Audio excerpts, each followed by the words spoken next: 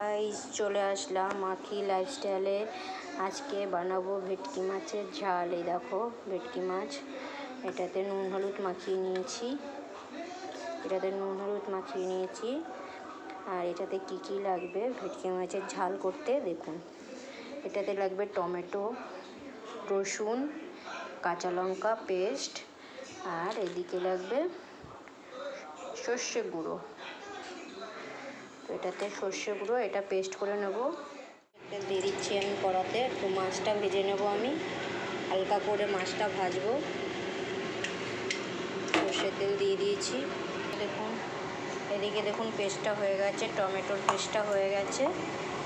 এদিকে তেলটা গরম হচ্ছে। এতে আমি কি দেব, অল্প হলুদ গুঁড়ো, একটু হালকা জিরের গুঁড়ো, একটু কাশ্মীরি লঙ্কার গুঁড়ো দিয়ে দেবো। এটা একটু ভিজিয়ে রাখবো, অল্প জল দিয়ে ভিজিয়ে রাখবো এটা। এদিকে তেলটা গরম হয়ে গেছে, দেখুন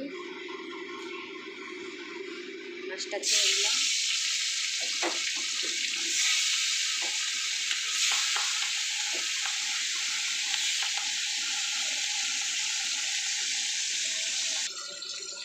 দেখুন হয়ে গেছে ভাজা, হালকা করে ভেজে নিলাম। এবার তুলে নিচ্ছি, হালকা করে ভেজে নিলাম, এবার তুলে নিচ্ছি।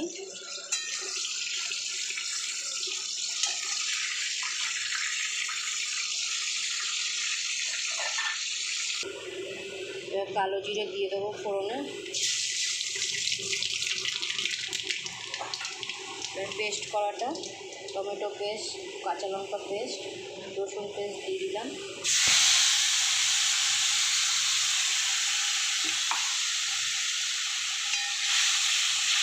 দিয়ে দেবো।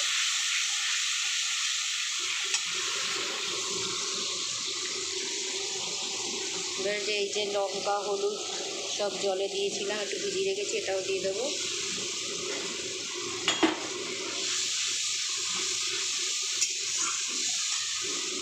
এবার স্বাদ মতন নুন দিয়ে দেবো, এটা কষানো হয়ে গেছে।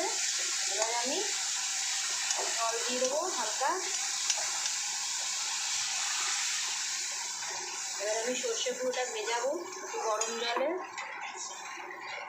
এই যে সর্ষে গুঁড়োটা দেবো এবারে গরম জলে, একটু নুন দিয়ে দেবো গরম জলে।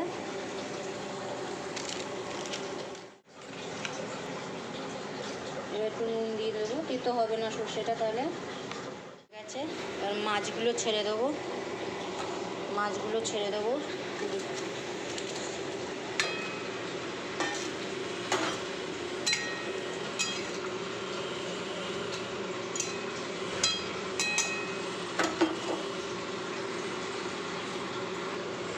এর মধ্যে কাঁচা লঙ্কা 4টে দিয়ে দেবো আমি।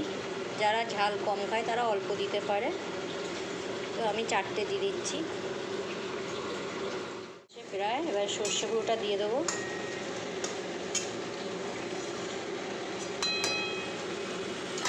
এবার সর্ষে গুঁড়োটা দিয়ে দিচ্ছি আমি।